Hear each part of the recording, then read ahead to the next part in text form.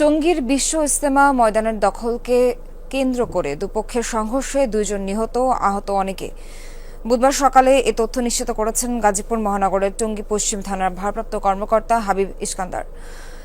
নিহতরা হলেন কিশোরগঞ্জের পাকুন্দিয়া থানার ইগারসিন্ধু এলাকার বাচ্চু মিয়া, তার বয়স 70। অপরজন হলেন দক্ষিণখানের বেড়াইদ এলাকার 60 বছর বয়সী বেলাল হোসেন।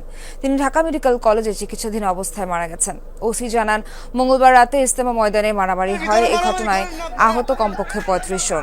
তাদের মধ্যে 7 জন এখনও ঢামেকে চিকিৎসাধীন।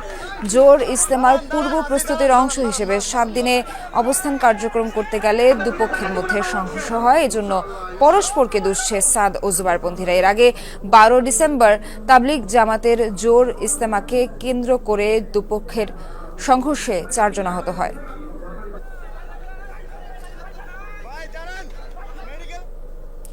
এ বিষয়ে আরও জানাতে টঙ্গী থেকে যুক্ত হচ্ছেন সহকর্মী পলাশ প্রধান।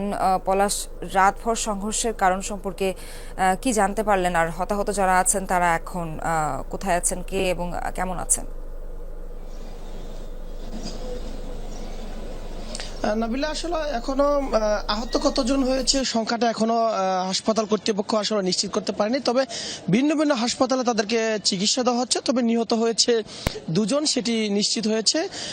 তবে কিছুক্ষণ আগে আমরা যে বিষয়টি জেনেছি, ঊর্ধ্বতন যারা শীর্ষ মুরব্বীরা রয়েছে তারা বলছিল যে আসলে যারা সাতপন্থীরা রয়েছে তারা কিন্তু আসলে এই ডিসেম্বরের 20 থেকে 24 তারিখ অর্থাৎ 5 দিনের যে জোর ইজতেমা সেটি কিন্তু এখনো প্রশাসনিক যে অনুমতি, সেই অনুমতি এখনো তাদের নিশ্চিত হয় নাই। যে কারণে কিন্তু দেশের বিভিন্ন প্রত্যন্ত অঞ্চল থেকে যারা মুসলিমরা রয়েছে তারা কিন্তু ইজতেমাতে প্রবেশ করছিল। সেই প্রবেশকে কেন্দ্র করে মূলত এই মুখোমুখি যে সংঘর্ষ হয়েছে, সংঘর্ষ হওয়ার পর থেকে কিন্তু আমরা দেখেছি যে মুসলিমরা কিন্তু উভয়ভাবেই কিন্তু তারা জড়ো হচ্ছিল। জড়ো হওয়ার এক পর্যায়ে কিন্তু সংঘাতের সৃষ্টি হওয়ার পর এই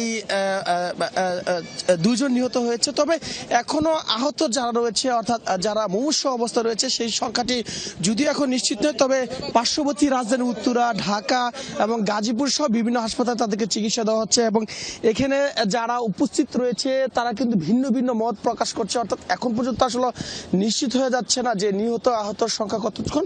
তবে কিছুক্ষণের মধ্যেই কিন্তু একটি সংবাদ সম্মেলন হবে। সংবাদ সম্মেলন হওয়ার পর আসলে বিষয়টি নিশ্চিত করা যাবে। নাবিলা,